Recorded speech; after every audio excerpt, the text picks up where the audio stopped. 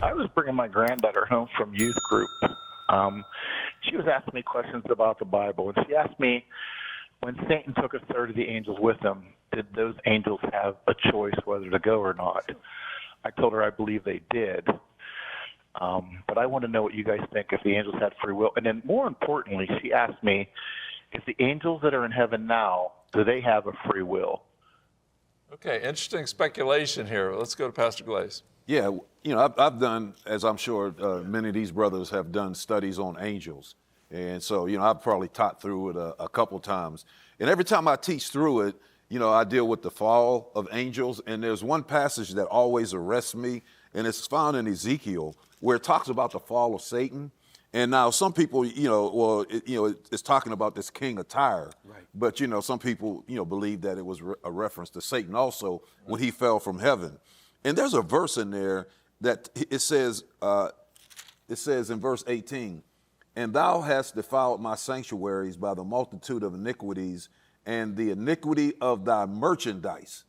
And I went back and I looked up that Hebrew word merchandise, and it's the Hebrew word rakal, and it actually means to peddle, like like somebody trying to peddle something. You know, somebody coming trying to sell you something. You know, if you're out on the streets and somebody say, "Hey, look, man, I got this watch here, man." You know, and yeah, right. And so Satan actually, man, according to this scripture, was peddling, you know, the fact that he wanted to be God and that he wanted to lift himself above, you know, God.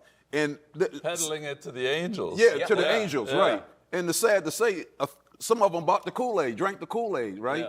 Yeah. And so, you know, when he got kicked out, you know, he took a third of them that evidently bought the watches, right? You know, that they went with him.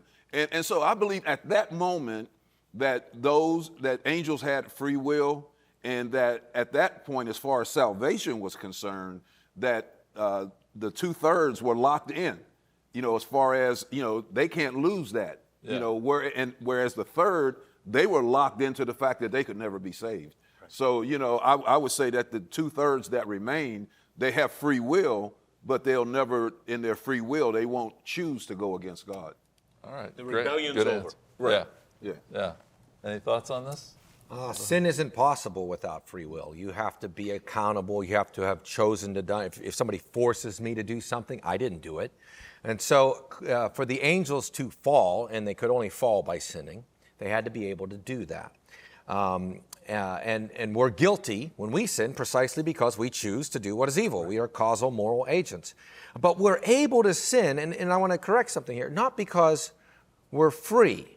We're able to sin because our wills are weak, and they're still susceptible to want to choose evil, which is bad for us. In heaven, the angels, just like we will be, confirmed in righteousness. So as Dr. Glaze said, they're not going to choose evil, but why? Not because they're not free. I think people think that sometimes, well, I have to be free to sin. You'll never be that weak again. It's like a heroin addict. A heroin addict wants the pleasure he gets from heroin. It's destroying him. But he continues to choose it. But if he somehow, by the grace of God, gets delivered, it's not like he's not free to go to heroin anymore. He hates it now. He'll never go there now. And that's the way the angels are in heaven, and that's the way you'll be in heaven. You won't be less free, you'll be more free. Yeah. But your will be so strong, it will never choose the evil, awful thing that will destroy you. Man, I love that. That is a great explanation.